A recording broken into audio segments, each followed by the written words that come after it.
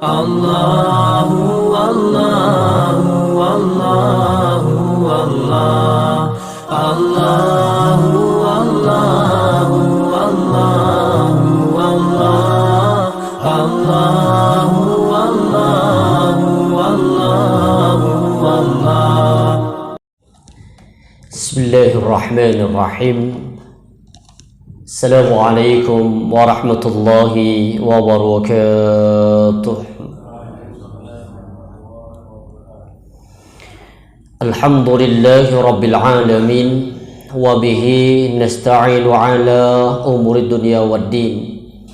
Wassalatu wassalamu ala ashrafil anbiya'i wal mursalin wa ala alihi wa ashabihi wa man tabi'ahum bi ihsanin ila yaumiddin. Amma ba'du. Qala Allah ta'ala fil Qur'anil Aziz, A'udzu billahi minasy syaithanir rajim. Ya ayyuhalladzina amanu taqullaha haqqa tuqatih wa la tamutunna illa wa antum muslimun.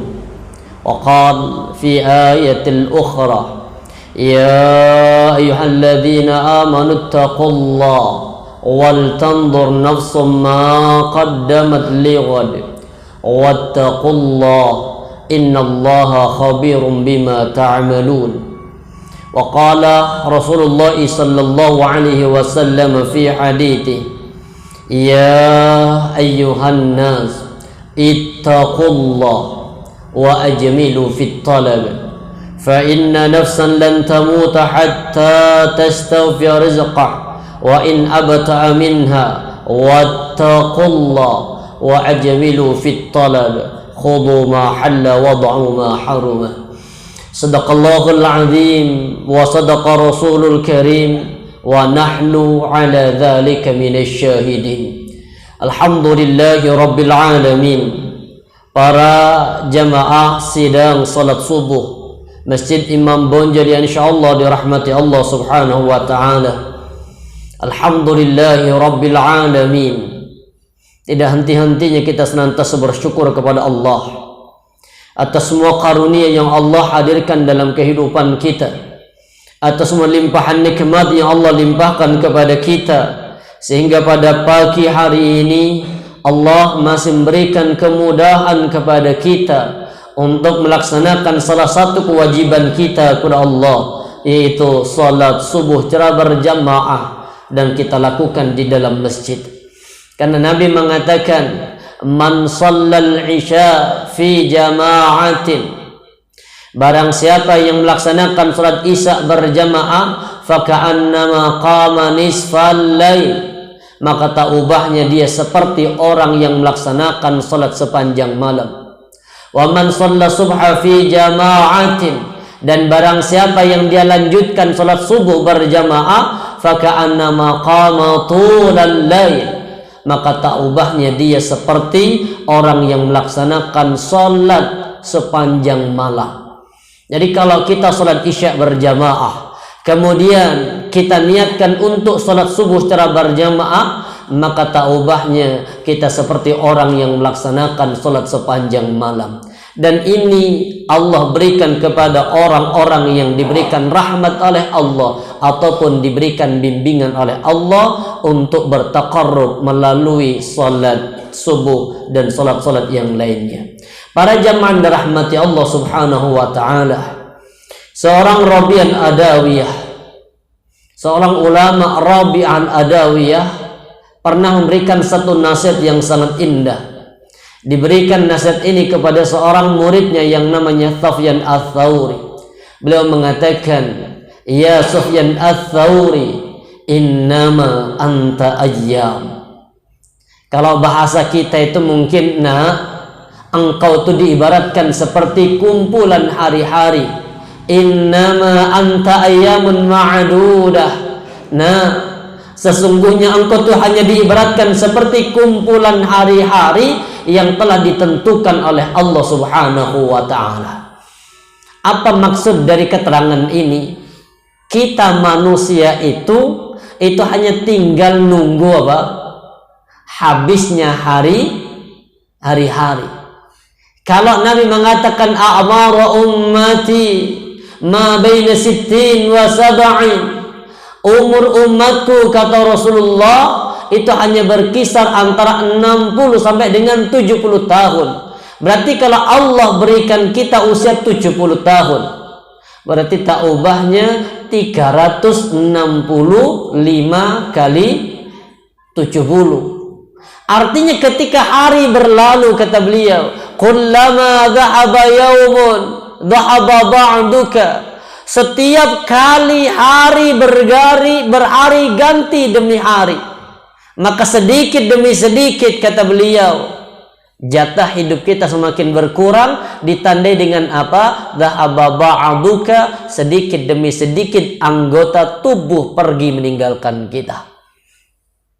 Ini menunjukkan bahwa kita berada di akhir tahun 2022.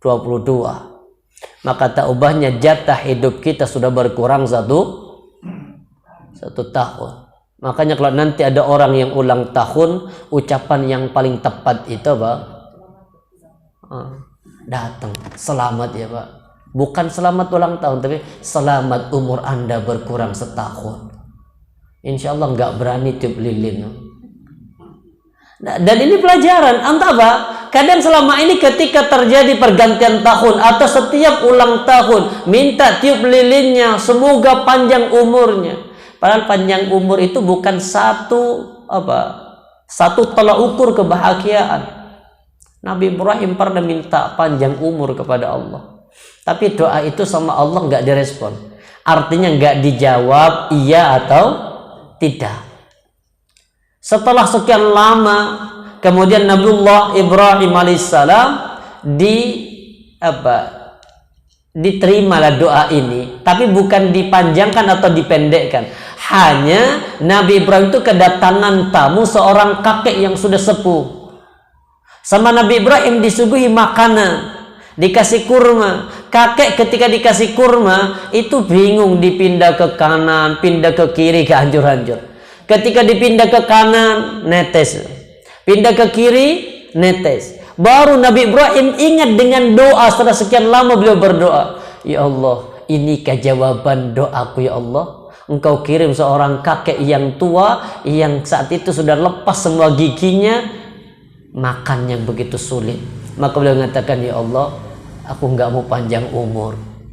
Ternyata minta umur itu jangan yang panjang, tapi yang barokah. Cuma walaupun ada hadis, apa kata Rasulullah? Di antara orang yang terbaik siapa? Man tala umruhu, orang yang dikasih panjang umur oleh Allah, wa hasuna amaluhu, dan punya amalan yang terbaik. Maka ketika hari berganti dalam kehidupan kita, jatah hidup kita semakin berkurang. Wa yushiku kullama dhahaba ba'du ayyadhaba kullu, kata Rabi al-Adawiyah, dan kita yakin, kita sadar bahwa suatu saat ketika sedikit demi sedikit ini pergi, maka suatu saat semuanya pasti akan pergi. Apa wasiat terakhir kata beliau? Fa'man, maka lakukanlah amalan yang saleh. Artinya gunakan kesempatan hidup kita di dunia untuk memupuk amal saleh, karena akan datang satu penyesalan, yang penyesalan ini hanya tinggal satu penyesalan. Kata Allah Subhanahu wa taala di surah Al-Mu'minun ayat yang ke-99 sampai 100, Allah katakan, hatta idza ja'adhumul maut qala rabbi irji'uni. Ketika orang-orang kafir diwafatkan oleh Allah, ketika orang-orang munafik diwafatkan oleh Allah, ketika orang-orang mujrim, para pelaku dosa-dosa besar diwafatkan, mereka minta, Rabbi irji'uni, ya Rabb, kembalikan aku ya Rabb, kasih kesempatan aku hidup sekali lagi di dunia ya Allah, la'alli a'malu salihan fima taraktu, agar aku bisa melakukan amal salih ya Allah yang dulu sempat aku tinggalkan, agar aku bisa tilawatil Quran, agar aku bisa salat berjamaah, agar aku bisa tahajud, agar aku bisa sedekah. Semua disebutkan amal baik, amal saleh yang dulu Allah berikan kesempatan, tapi disia-siakan ketika sudah menghadapi kematian baru minta, ya Rabb, menyesal ya Allah, kembalikan aku ke dunia. Tegas Allah mengatakan, apa kata Allah? Kalla, sekali-kali tidak mungkin ini.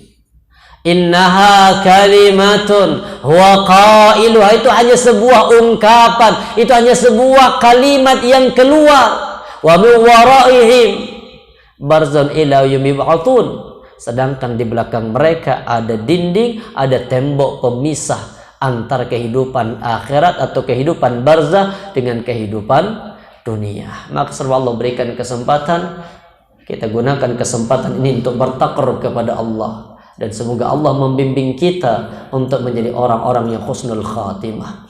Karena salah satu tanda di antara tanda-tanda orang husnul khatimah, kata Nabi, idza aradallahu bi'amdin khairan ista'amalah. Kalau ada seorang hamba yang ingin dijadikan baik oleh Allah, maka hamba ini akan diberikan kesibukan oleh Allah. Para sahabat bertanya, qila kaifa yasta'maluhu ya Rasul? Apa tanda kesibukan itu ya Rasulullah? Maka kata Nabi, yuwaffiquhu bi'amalin salihin qabla mautih. Allah membimbingnya untuk melakukan amal saleh sebelum kematian menghampirinya. Jadi para jamaah rahmati Allah, kita lanjutkan pembahasan kita. Terakhir sampai di bab apa? Saya lupa. Wasilah sudah selesai? Belum selesai ya. Jadi sedikit kita singgung sebentar masalah wasilah. Kayaknya kemarin wasilah tapi masih yang dibolehkan. Lihat wasilah dalam Islam. Al-wasilah. Dalam satu hadis, dalam satu ayat di dalam surah Al-Maidah ayat yang ke-35 Allah berfirman, ya ayyuhalladzina amanu, wahai orang-orang yang beriman, ittaqullah, bertakwalah kalian kepada Allah, wabtaghu ilaihil wasilah. Ini menjadi dasarnya, dan hendaklah carilah di antara kalian wasilah, jalan menuju Allah. Wajahidu fi sabilihi, dan berjihadlah kalian di jalannya, la'allakum tuflihun, agar kalian termasuk golongan orang-orang yang beruntung.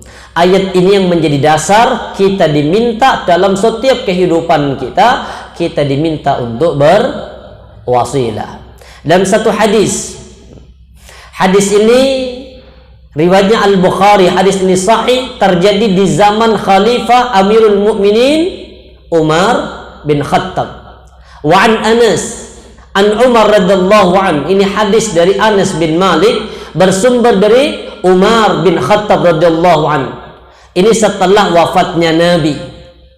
Kenapa ini juga masuk di antara hadis? Karena Nabi mengatakan, alaikum bi sunnati wa sunnati khulafa'ur rasyidin, hendaklah kalian berdiri kokoh di atas sunnahku, wa sunnatu khulafa'ur rasyidin, dan juga berdiri kokoh di atas sunnah khulafa'ur rasyidin.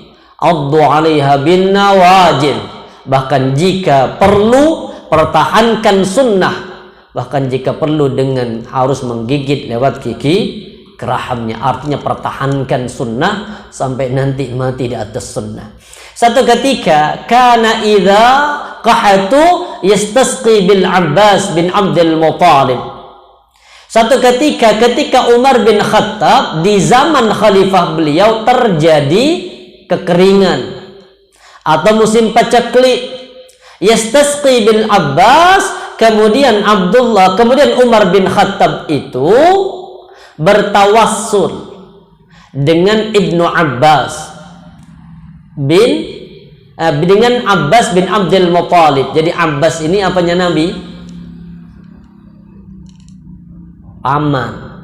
Jadi Abbas itu adalah pamannya Rasulullah, masih saudara dengan Abdullah, bapak beliau, saudara juga dengan Abu Lahab. Makanya ini yang minta kepada Rasulullah, namanya Abbas, datang, ya Rasulullah, apakah tidak ada fungsinya keberadaanmu ya Rasul terhadap pamanmu? Siapa yang dimaksud di sini?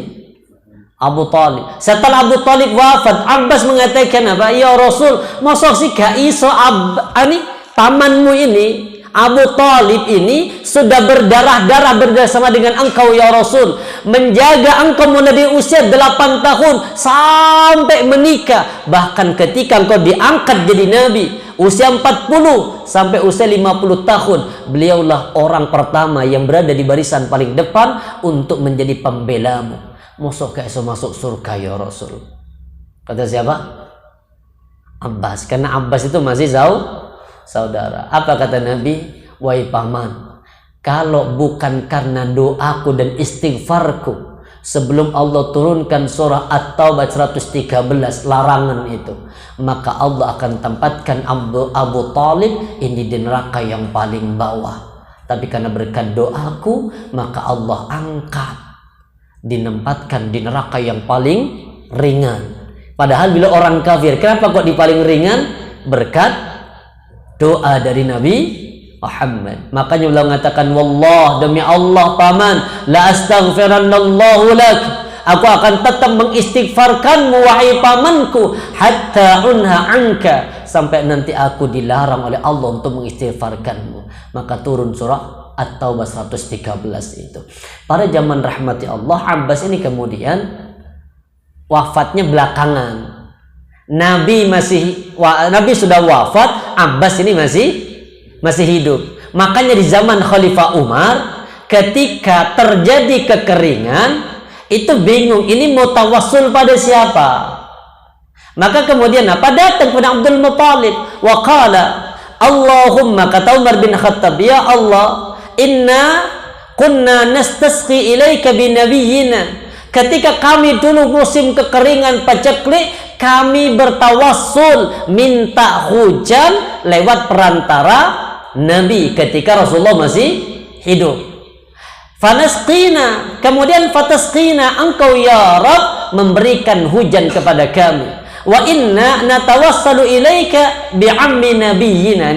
Kemudian kami ya Rabb sekarang mau bertawassul dengan apa? Paman nabimu. Berarti Abbas ini dijadikan sarana tawassul karena apa? Kedekatan nasab dengan Nabi. Kedekatan nasab dengan Rasulullah. Makanya dipilih. Harusnya kan mungkin masih ada para sahabat yang punya keutamaan. Ada Utsman, ada Ali, ada sahabat yang lain, ada Talha, ada Zubair.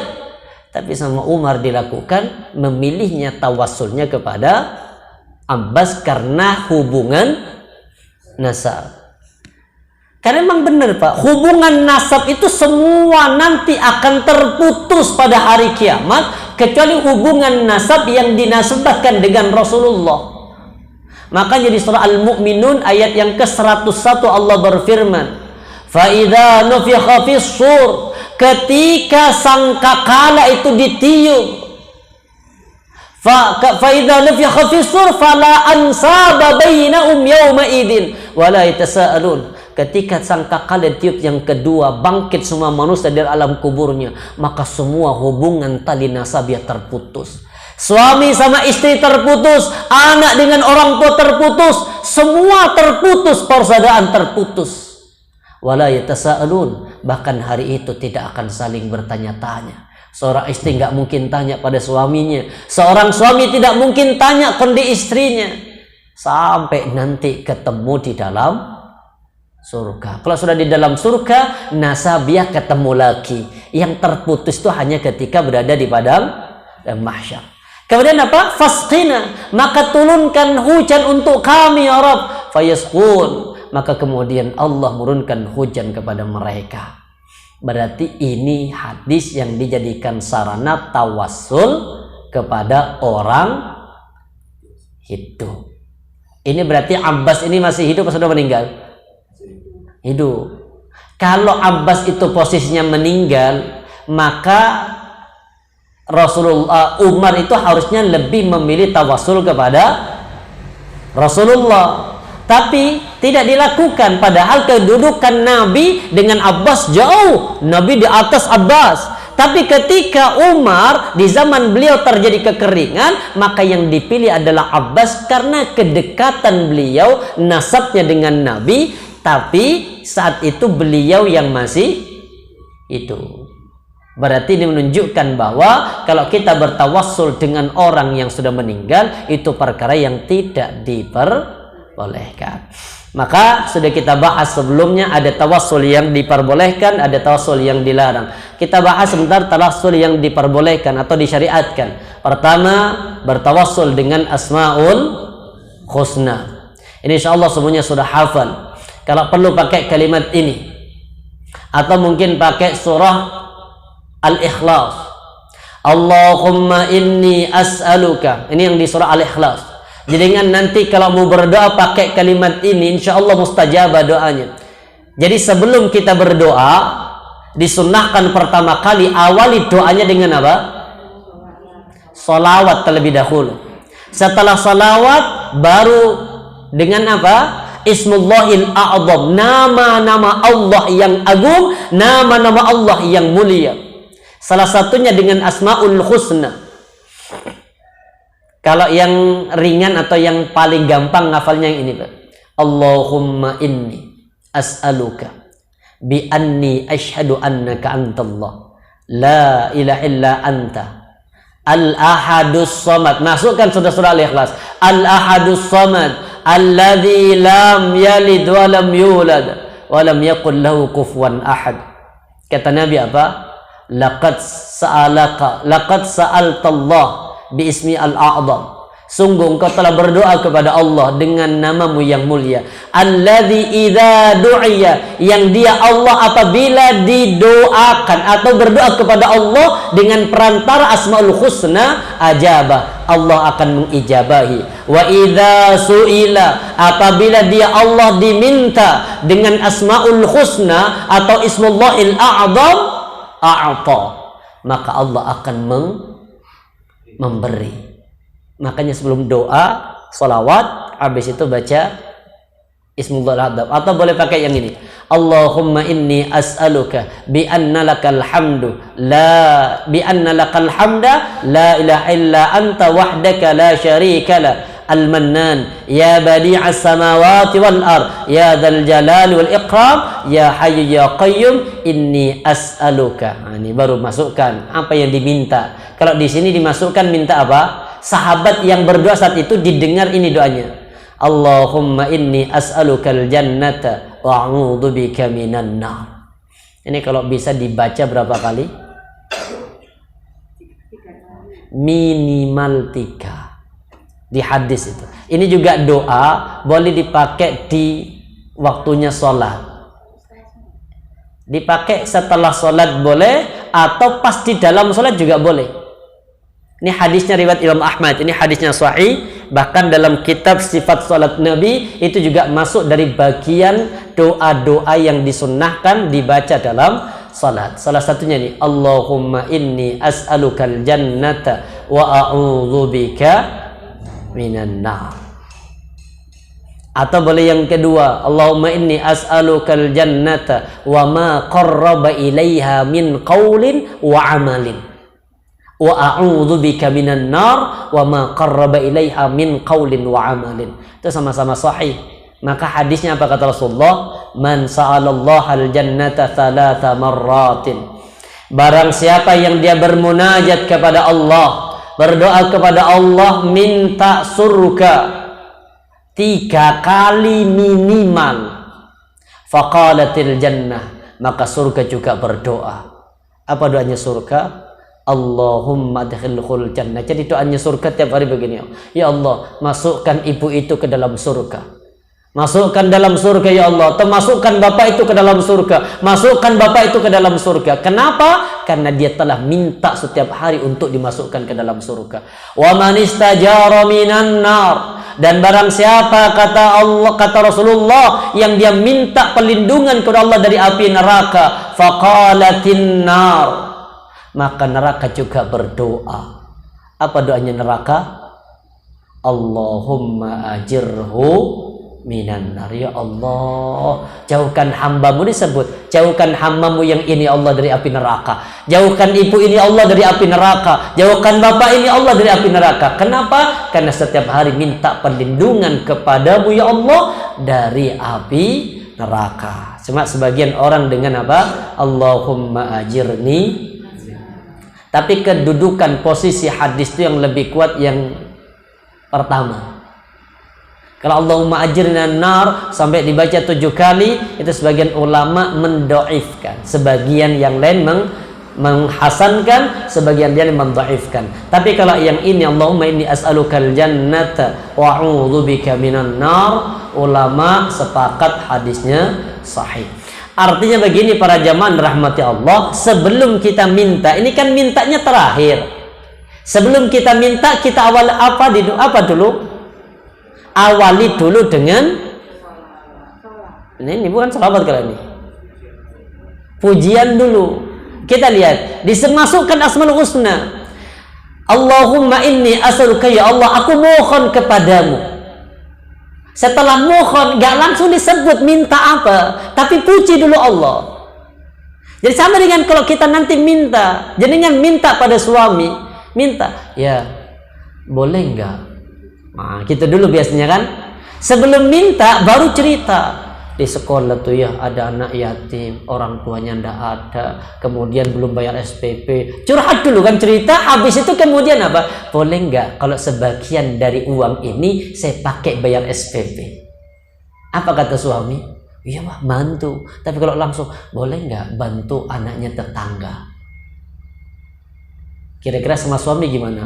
Ya Allah mah, uang anak kita aja masih kekurangan. Tapi kalau curhat dulu sama dengan Allah ini. Makanya kalau jenengan berdoa untuk anak, jangan begini aja, ya Allah besok anak saya ujian, ya Allah mudahkanlah. Ada berapa juta orang yang besok ujiannya dengan doa yang sama.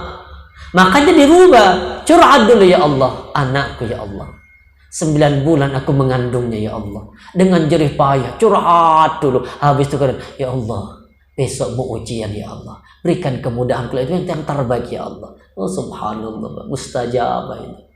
Kenapa? Karena kalau ada orang lamaran kerja, mungkin numpuk ratusan apa namanya itu, map itu, cecer itu, apa sama HRD-nya dibaca semua?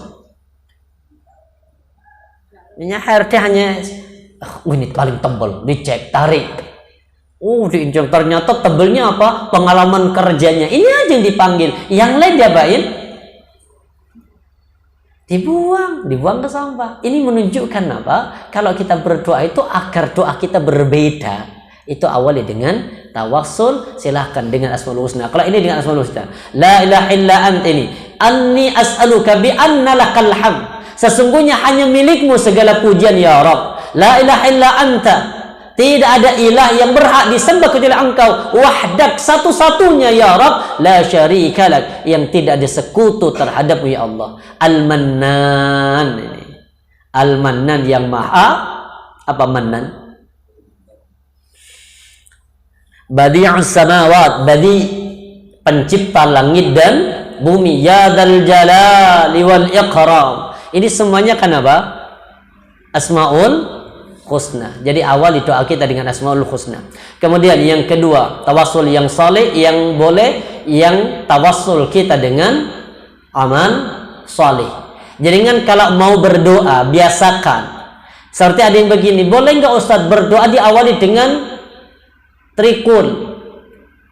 Ini baca kul wallahu ahad. Boleh apa tidak? Boleh jika dalam doa itu Al-Quran ini kita jadikan sebagai apa? Wasilah tawassulnya ya Allah, dengan bacaan Quranku ini ya Allah, semoga doa yang aku panjatkan mustajabah. Makanya di sebagian masjid itu kalau sudah hari Kamis atau hari Jumat apa itu? Legi ya. Itu kan binya hataman. Setelah hataman apa yang dibaca? Disebut barokah Al-Quran, ya kan? Barokah Al-Quran kami kirimkan kepada keluarga almarhum almarhumah, bapak. Tinggal berapa orang dalam satu keluarga, bayar itu. Nah iya Pak, yang baca Quran kan apa? Capek, berat Pak, 30 juz. Maka kemudian barokahnya ditutup, barokahnya dibagi-bagi. Itu menunjukkan apa? Yang baca Quran itu sudah kelebihan pahala. Mas gak cukup pahala dibagi-bagi. Padahal kalau dalam Islam pahala itu apa? Alla taziru waziratun wizra ukhra. Dosa itu gak akan mungkin ditanggung oleh orang lain. Wa anna laisa lil insani illa ma sa'a, dan tidaklah bagi manusia kecuali apa yang dia usahakan. Kalau pingin kita punya banyak pahala, yang pertama bikin anak yang banyak. Setelah bikin anak yang banyak, jadikan anak ini semuanya salih. Ketika anak ini salih, salihah, dia salat, dia ibadah, dia puasa, itu pasti sudah langsung ngalir kepada kedua orang tuanya tanpa sedikit pun menyebut nama orang tua. Kenapa? Online. Dari mana online-nya? Dari satu hadis dikatakan, al-waladu min kasbi. Anak itu bagian dari usaha orang tua. Nah, anak kita hafal Qur'annya enggak? Hafid Quran, setiap kali dia menjaga hafalan Quran yang ngalir pada bapak ibunya itu. Kenapa? Karena anak ini bisa hafid Quran, dulu ada sumbangsi pendidikan dari orang tua. Makanya kalau anak kita mondok, bayar, aja nggak sing gratis. Kenapa? Karena bayarnya itu masuk bagian usaha orang tua untuk mensolehkan Tapi kalau gratis, kemana pahalanya? Ke guru ngajinya Pak. Bapak ini hanya Pak bantu doa. Makanya anak itu minimal walaupun ini bayar, artinya ada sumbangsih kita kepada anak agar nanti anak itu menjadi asbab orang tua mendapatkan pahala. Ini banyak kisah ini tawasul dengan amal salih. Kalau kita sudah faham, insya Allah sudah kita pernah singgung ini. Intalaka talatat dorahtin mimman kana qablakum. Ada 3 kelompok, ya rahangkallah. Ada 3 kelompok manusia atau 3 orang yang sebelum hidup sebelum kita, yang terjerumus di mana? Di dalam satu gua. Fasadangimul ghar. Jadi beliau ini waktunya istirahat di dalam gua. Ketika lagi tidur istirahat dalam gua, tiba-tiba ada satu batu besar jatuh tepat menutupi pintu guanya. Didorong bertiga, gak kuat. Kemudian apa? Ini sudah gak ada kesempatan lagi untuk hidup. Tinggal hanya satu, hanya satu yang dibutuhkan, keajaiban dari Allah dengan kekuatan doa. Makanya ada satu hadis kata Rasulullah, ad-du'a'u silaul muslim. Doa itu adalah senjata terkuat bagi seorang muslim. Ad-du'a mukhul ibadah. Doa itu adalah rohnya ibadah. Makanya semua orang yang berdoa itu menunjukkan bahwa dianya adalah orang yang butuh kepada Allah. Maka Nabi sampai mengatakan, man lam yas'alillah yaghdab 'alaihi. Siapa orang yang tidak pernah minta kepada Allah, Allah murka kepadanya. Itu berbeda dengan kita. Siapa yang sering minta kepada kita, kita mangkal juga pada akhirnya. Nah, tiap hari minta datang sesuai gimana Pak? Mangkal. Tapi kalau Allah enggak, Allah itu mengatakan apa? Man lam yas'alillah yaghdab 'alaihi. Siapa yang tidak pernah minta kepada Allah, maka Allah akan murka kepadanya. Kenapa? Tak ubahnya dia adalah orang yang Makanya para sahabat itu apapun gak pernah minta kepada para sahabat, mintanya kepada Allah. Lo minta garam pada Allah, minta bawang putih pada Allah. Makanya istri nanti kalau bawangnya habis, minta kepada Allah. Garamnya habis, minta pada Allah. Beras habis, minta pada Allah. Tapi kalau bisa ketika meminta di samping suami, agar Allah menggerakkan suami untuk apa? Memenuhi kebutuhan istri. Kenapa kok harus di samping suami? Karena suaminya kadang nggak sadar, ini jadi masalah. Benar, para sahabat itu begitu. Makanya sampai ada konsep dalam hadis dari Nabi Wa ajmil ya'sa mimma fi yadin nas. Jangan pernah menggantungkan hidupmu terhadap apa yang ada di sisi manusia. Jadi ini yang boleh. Pertama, ini bakti pada orang tua, kita hafal sudah. Bakti pada orang tua yang sampai menjadikan apa? Seorang anak ini ketika berdoa kepada orang tua, kepada Allah lewat perantara beliau cerita baktinya pada orang tua tentang apa? Memerah susu. Hadis ini Pak, ini untuk papa ya, yang menjadi dasar bahwa seorang anak laki-laki ada dua yang butuh. Orang tua kita butuh, istri kita butuh. Mana yang harus kita dahulukan? Ibu-ibu yakin orang tua? Kalau suami gajinya 5 juta, berapa yang untuk orang tua? Ya 500 Ustaz. 4.500.000 untuk istri. Padahal kalau anak itu dengan orang tua, kalau anak laki dengan orang ini untuk anak laki ini, bukan untuk anak perempuan. Kalau anak perempuan setelah menikah sudah selesai tanggung jawab dengan orang tua, karena baktinya seorang anak pada suami itu adalah simbol apanya? Simbol baktinya beliau kepada kedua orang tua. Karena ketika bakti pada suami itu menjadi ngalir pahala untuk kedua orang tua dari seorang wanita.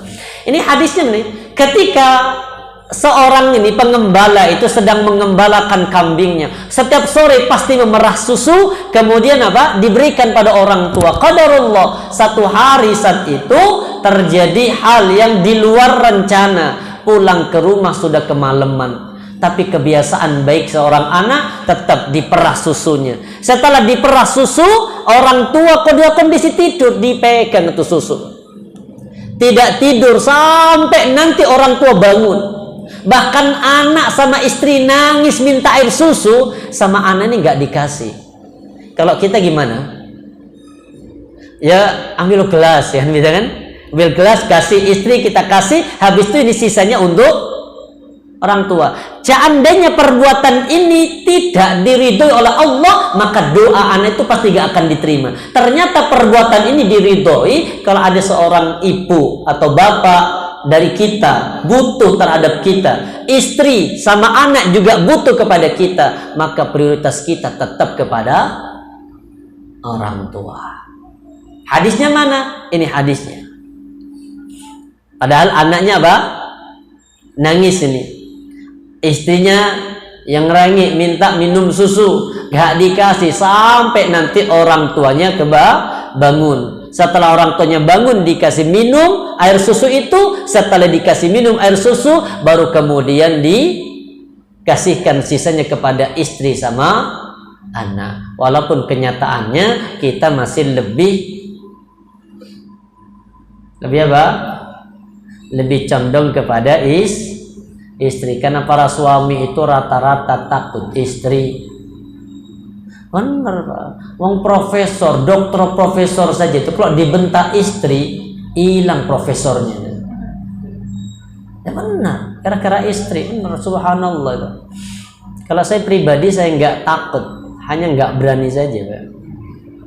Baik, yang kedua, ini tawasul dengan apa? Amal soleh. Apa amal solehnya? Menghindari zina. Ini kan kelompok 3 orang. Yang pertama tawassul sebelum doa, ya Allah, saya dulu punya orang tua yang sudah sepuh, ya Allah. Ini kan curhatnya begitu. Setelah itu, ya Allah, kalau memang ini ya Allah, Pak, ini kau ridhoi ini. Jika kau ridhoi ya Allah, maka apa? Geser sedikit apa? Batu ini dari pintu keluar dari gua ini. Kemudian Allah apa? Fanfajarat syai'a la yastati'un al-khuruj. Kemudian Allah geser tapi masih belum mampu untuk keluar. Artinya pintu belum bisa keluar. Yang kedua, doanya yang kedua, curhatnya apa? Tentang kesempatan untuk berzina yang sudah di depan mata. Ada seorang paman ini apa? Punya seorang putri perempuan cantik. Kemudian apa? Yang di dalam gua ini suka kepada anaknya paman ini. Tapi anaknya paman terus menolak. Sampai pada puncaknya, tiba-tiba datang sendiri. Setelah ditolak, datang sendiri dalam kondisi butuh uang. Kenapa? Wahai paman, bisa enggak engkau memberikan aku uang?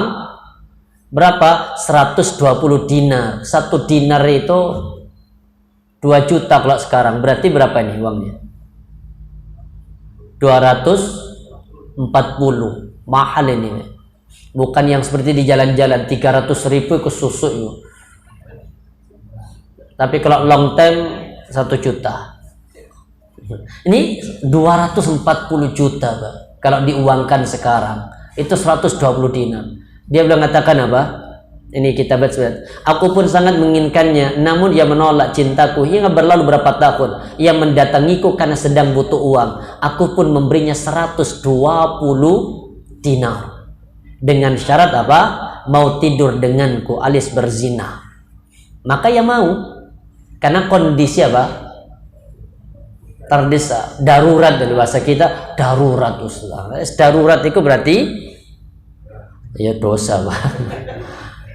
Darurat ini. Sudah dikasih 120 dinar. Kemudian apa? Sampai ketika aku ingin menyetubuhinya. Kok ini sudah siap ini? Sudah siap untuk menyetubuhinya? Keluarlah dari lisannya, tidak halal bagi membuka cincin kecuali dengan cara yang benar. Artinya sudah siap, sudah berada dalam kamar, kemudian beliau mengatakan, wahai pamanku, ini haram dengan cara seperti ini. Artinya tidak halal membuka cincinku kecuali dengan cara yang halal, artinya menikah. Takut kepada Allah. Akhirnya apa? Kemudian beliau ini langsung tercengang, kaget, dan pergi meninggalkan. Padahal dia paling yang dicintai. Artinya ada kesempatan untuk bermaksiat, tapi beliau tinggalkan saat itu takut kepada Allah. Sudah kehilangan apa? 240 juta. Kemudian hanya tinggal berzina saja. Padahal wanita dia adalah wanita yang paling diidam-idamkan. Ada kesempatan berzina, sudah di depan mata. Tapi ketika ada kalimat inni akhafullah, aku takut kepada Allah, dia tinggalkan. Habis itu kemudian dijadikan sarana untuk berdoa, maka Allah ridho dengan perbuatan itu, Allah geser. Yang ketiga, menunaikan hak karyawan. Ikan hak karyawan sama. Ada karyawan yang berhenti dalam satu pekerjaannya. Tiba-tiba kemudian belum gajian, dia pulang duluan. Gaji ini kemudian dapain? Dikembangkan, nggak disimpan, dibelikan kambing. Ternyata kambing itu subhanallah begitu cepat perkembangbiakannya. Sampai setelah beberapa tahun, karyawan ini datang untuk menuntut hak yang dulu gaji ke-13 belum aku terima. Ini kan tak lagi gaji ke-13, iya Pak? Desember kan gaji 13. Ini kayaknya nggak ada gaji semua. Sama kalau begitu, Pak. Jadi benar, akhirnya datang. Setelah datang minta, mana hakku yang dulu aku belum sempat minta gaji. Apa jawabannya? Itu ditunjukkan 2 bukit itu penuh dengan kambing dan penuh dengan apa? Pelayan-pelayannya. Artinya kambing ini beranak pinak, habis itu kemudian dicari pembantu untuk mempekerjakan itu. Sampai setelah berapa tahun kambing itu sudah banyak datang, mana? Itu ambil. Apa jawaban beliau? Jangan kau hinakan aku. Artinya nih, jangan kau, aku hanya minta apa? Aku hanya minta gaji. Jangan kau permalukan aku. Jawabannya apa? Gimana aku permalukanmu? Itu adalah hartamu, itu adalah hakmu yang dulu engkau tinggalkan. Gaji ini aku belikan kambing yang sekarang sudah memenuhi 2 bukit itu. Silahkan kau ambil. Diambil semua, Pak. Gak nyisain satu pun gak. Sahabatnya dibawa, karyawannya juga dibawa. Gak mengucapkan makasih, gak, berangkat pulang. Tapi beliau ridho. Kemudian apa? Ya Allah, kalau kau ridho dengan perbuatanku itu ya Allah, maka geser. Akhirnya bergeser dan bisa terlepas dari gua, maka batu itu bergeser dan bisa keluar. Ini menunjukkan tawassul dengan amal saleh. Makanya kalau kita mau berdoa, cari itu amal saleh. Contoh, punya uang mungkin, ya Allah, bermunajat kepada Allah untuk minta kesembuhan seorang suami. Masukkan uang ke dalam kotak amal, bismillah ya Allah. Atau mungkin berikan pada anak yatim, ya Allah, ini saya jadikan sarana tawassul ya Allah. Setelah itu baru berdoa, ya Allah, jika Engkau ridho dengan uang yang 500.000 tadi yang aku berikan kepada anak yatim, ya Allah, angkat semua penyakit yang ada pada diri suamiku, ya Allah. Itu namanya tawassul. Yang ketiga, tawassul dengan orang yang hidup. Ini sama, artinya minta doa kepada orang yang masih hidup. Siapa doa yang lebih mustajabah? Biasanya doa anak-anak ya yatim, karena doanya anak yatim itu tidak ada penghalang antara dia dengan Allah. Kemudian yang keempat, yang masih diperbolehkan dan dianjurkan, bertawassul dengan keimanannya kepada Allah Subhanahu wa taala.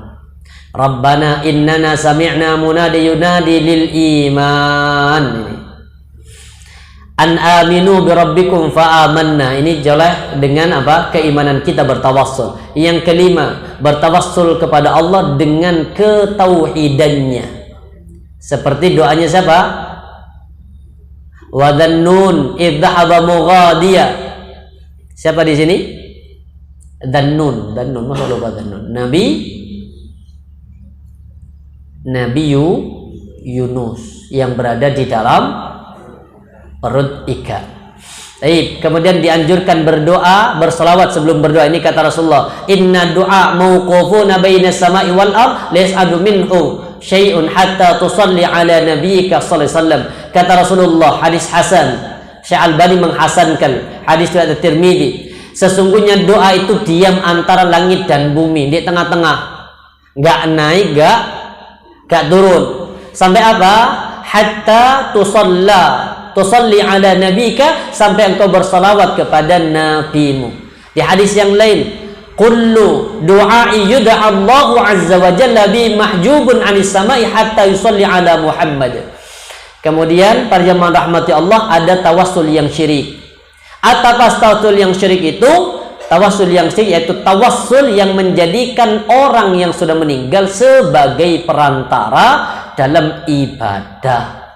Seperti apa? Meminta, memohon, itu lewat perantara orang mati. Ini masuk tawassul yang syirik. Siapa pelakunya? Kaumnya Nabi Nuh. Kaumnya Nabi Nuh itu kan doa kepada siapa? 5 orang saleh. Di ayat di Al-Quran dikatakan apa? Wala tadarunna waddan wala suwa'an wa yaghutha wa ya'uqa wa nasra. 5 orang saleh. Saking salehnya kemudian dijadikan sarana tawassul.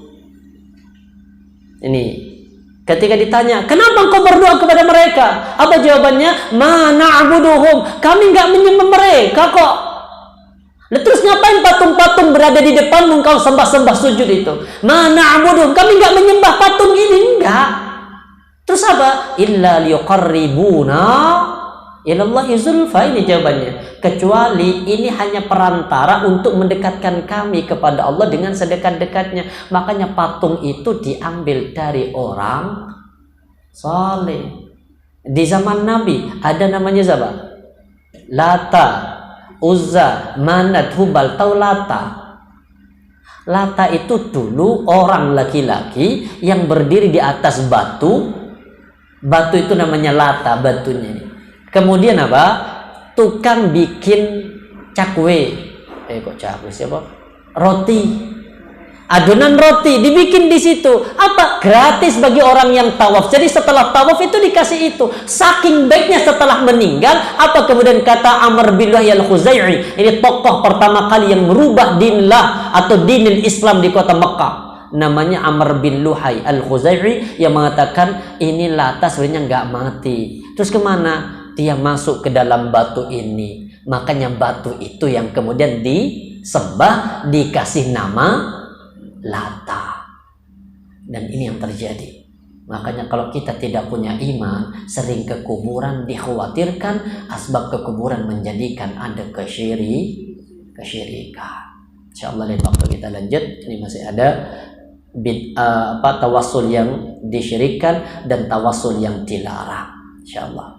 Subhanakallah bihamdika asyhadu an la ilaha illa anta astaghfiruka wa atubu ilaik. Assalamualaikum warahmatullahi wabarakatuh.